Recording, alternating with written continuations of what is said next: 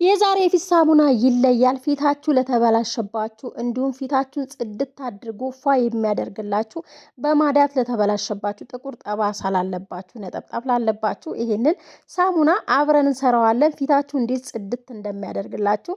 ሰላም ቤተሰብ እንዴት ናችሁ? ሰላም ናችሁ? እኔ በጣም ደህና ነኝ፣ እግዚአብሔር ይመስገን። እናንተም በያላችሁበት ሰላማችሁ ይብዛ።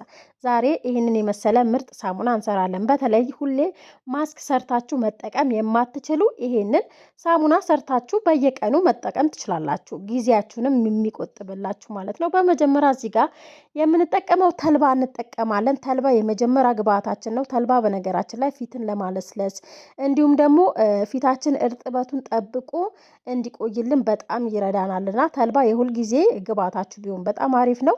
ወደ አሰራራችን ስንሄድ እንግዲህ ተልባችንን በዚህ መንገድ እናጥበዋለን። አንድ ዙር ወይም ሁለት ዙር ብታጥቡት የተመረጠ ነው። ንጹህ ከሆነ ተልባችሁን እዩት፣ አንዳንድ ፍሬዎች ካሉበት ማለት ነው። ይህን ተልባ ግን ንጹህ ነበር። ለማንኛውም አንድ ዙር አጥቤዋለሁ። ካጠብኩ በኋላ እንደዚህ ውሃ የሚበቃኝን አክል 1-3 ኩባያ የሚሆን ውሃ ጨምሬያለሁ። በዚህ አጋጣሚ በግምት ማለት ነው። ነገር ግን እሳት ላይ ካረኩ በኋላ ጨምሬበታለሁ። እናንተ የምታዩት ነው። ከዛ ሙቅ ውሃ ጨምሬበት ነበር ቶሎ እንዲደርስልኝ። ተልባው ግን የምትሰሩበትን ነገር ይወስነዋል። እንዳይዝባችሁ፣ ቂጡ እንዳይዝባችሁ እየሄዳችሁ እየመጣችሁ ወይ እሳቱን ቀነስ አድርጋችሁ ስራችሁን እየሰራችሁ መስራት ትችላላችሁ። ከዛ በኋላ ተልባው ቢያንስ ጄል እስከሚሆንልን ድረስ እንደዚህ እናዋህደዋለን፣ እናማስለዋለን። በነገራችን ላይ ብዙ ደቂቃ አይፈጅም ተልባው አጠገቡ ከሆናችሁ። ከዛ በኋላ በዚህ መንገድ እንግዲህ ፈላ። ሲፈላ ግን እዚህ ጋር እንትን ብሎብኝ ነበር፣ ተደፍቶብኝ ነበር። እናንተም ተጠንቀቁ። ምናልባት እሳቱን ከፍ አድርጋችሁ ሌላ ስራ እንዳትሄዱ ማለት ነው። እዚህ ጋር የነካካሁት እንትን እንዳይዝብኝ ነው፣ ቂጡ እንዳይዝብኝ ነው። በነገራችን ላይ ይሄ ሳሙና ከዚህ በፊት ሰርቼው በጣም ወዳችሁታልና አሁንም ደግሞ በእርግጠኝነት ይሄ ሳሙና ትወዱታላችሁ። ይሄ ሳሙና ስጦታ የሚሰጥ ሳሙና ነው። ስጦታ የሚሰጥ ሳሙና ነው። ከዛ በሁለተኛ ደረጃ የተጠቀምኩት እዚህ ጋር ቡና ተጠቅሜያለሁ። ቡና የሀበሻ ቡና ወይም እኔ ልጠጣው ጠዋት ልጠጣው የተቀመጠ ቡና ዛሬ እንግዲህ ሳሙና ሰራሁበት ትላላችሁና መጠጣቱ ይቅርብኝ ብዬ ነው ሳሙና የሰራሁበት። ቡና ያላችሁን ቡና በነገራችን ላይ ቡና ከጠጣችሁ በኋላ ይሄ የሚተርፈው አሻራ አለ አይደለ? እሱን ራሱ በውሃ እንትን ብላችሁ አቆይታችሁ እሱን መጨምራችሁ መስራት ትችላላችሁ። በጣም ብዙ ጥቅም አለው። እንዲሁም በኮመንት ስር ብዙ ልጆች ጽፈውልኛልና ከዛ በኋላ ግን ቡናው ያንሰዋል ብዬ ስላሰብኩ ቡና በነገራችን ላይ ፊታችንን የማነቃቃት የሞቱ ቆዳዎችን የማንሳት አቅም አለው። ስለዚህ ቡና በዛ አርጋችሁ ሁሌም በምትጠቀሙት ለፊታችሁ ማስክ ስትጠቀሙ ቡና የሁል ጊዜ ግብአታችሁ ቢሆን በጣም አሪፍ ነው ብዬ እመክራለሁ። ከዛ በኋላ ጃኮ ኮፊ ጨምሬበታለሁ። እንግዲህ በአጠቃላይ ተልባው በጣም ጄል እስኪሆንልኝ አልፈለኩም። ሳሙናው እንዲያያዝብኝ አልፈለኩም። ግን ሲበርድ ወዲያውኑ ነው ወደ ጄልነት የሚቀየረው ማለት ነው። ከዛ በኋላ በዚህ መንገድ እናጠላለን። ይሄኛው ፍሬው በነገራችን ላይ ለፊታችሁ እንደ ማስክ መስራት ትችላላችሁ። እንግዲህ ሳሙናሽ ብላችሁ ለጠየቃችሁኝ ይኸው ሳሙናው ፒውር ሶፕ ነው የሚለውና ይህ ሳሙና ካላገኛችሁ ምንም ችግር የለም። በማንኛውም ሳሙና መጠቀም ትችላላችሁ። ከዚህ በፊት እንዳውም ማየት ከፈለጋችሁ በላይፍ ቦይ ሰርቼዋለሁ። ሳሙናዬ በዚህ መንገድ እንፈቀፍቃለን።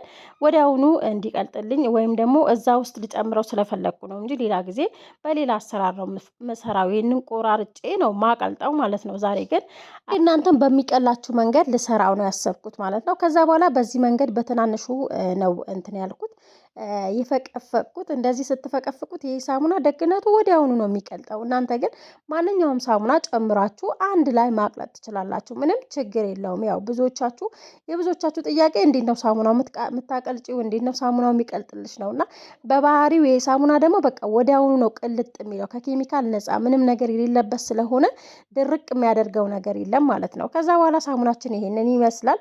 በነገራችን ላይ 75 ግራም ሳሙና ነው። 75 ግራም ሳሙና ማለት አንድ ሳሙና ራሱ ሙሉ አይደለም ማለት ነው። ስለዚህ አንዳንዴ አንድ ሳሙና የሚመጣው 150 ግራም ነው።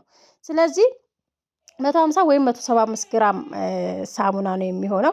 በዚህ ሳሙና ግን ብዙ ሳሙናዎችን መስራት እንችላለን። በዚህ ነው አንዳንዴ እንዴት ሳሙና ተጠቅመሽ ሳሙና መግዛት ቀረት ያለሽ ትሉኛላችሁና አንዳንድ ኮመንቶች። ስለዚህ አንዳንዴ ወጪዎቻችሁንን በዚህ መንገድ መቆጠብ ትችላላችሁ። ሳሙናው እንዳያችሁት ወዲያውኑ እንደጨመርኩት ወዲያውኑ ነው የሟሟው ማለት ነው። እና ከዛ የምጨምረው እዚህ ጋር ማር እንጨምራለን። ማር በነገራችን ላይ ፊታችንን ልስልስ ነው የሚያደርግልን እና ጥቁር ነጠብጣብ ካለባችሁ ለማዲያት ለብጉር እነዚህ ግብአቶች በማስክ መልኩ እንዲሁም ደግሞ በሳሙና መልኩ ብትጠቀሙት በእርግጠኝነት ውጤታማ ትሆናላችሁ።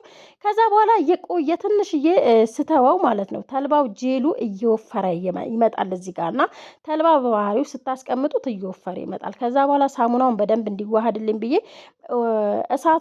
እሳቱ ላይ ያደረግኩት እንጂ እሳት የለበትበት።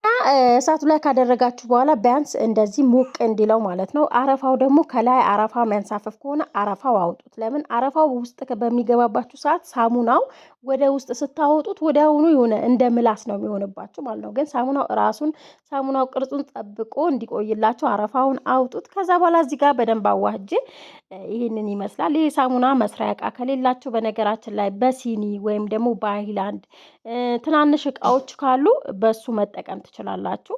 የምር ይሄ ሳሙና በ3 ሰዓት ነው የተሰራው እና ብዙዎቻችሁ አይደርቅልንም ነው የምትሉት እና በእቃው እስከሚወጣላችሁ ድረስ ለ24 ሰዓት ወይም ለ12 ሰዓት ብታቆዩት ምንም ችግር የለም። በቃ ግን ደግሞ ሳሙናው በእርግጠኝነት እንደዚህ ነው መሆን ያለበት እንጂ እንደ ክሬም አይደለም መሆን ያለበት። እንትኑ ሳሙናው ስትሰሩት እንደ ክሬም ከሆነ በቃ እንደ ክሬም ሆኖ ነው የሚቆይባችሁና ግዴታ እንደዚህ ቅልጥ ብሎ መቅለጥ አለበት፣ መዋሃድ አለበት፣ ከሰራችሁት ግብአት ጋር መዋሃድ አለበት። የዛኔ ራሱ ጅምድ ይላልና ራሱ ሳሙናው እየወፈረ ይመጣል በሰዓታት ልዩነት ማለት ነው። ከዛ ብዙዎቻቸው ደግሞ በቃ ፍሪጅ ማስገባት አያስፈልግም፣ አይጠበቅባችሁም። ውጭ ተዉት። ውጭ ስላችሁ ከፀሐይ ሳይሆን እንትን ላይ ንፋስ ባለበት ቦታ ንፋስ በሚነካው ቦታ አስቀምጡት። ፀሐይ ላይም ማስቀመጥ የለባችሁ ማለት ነው።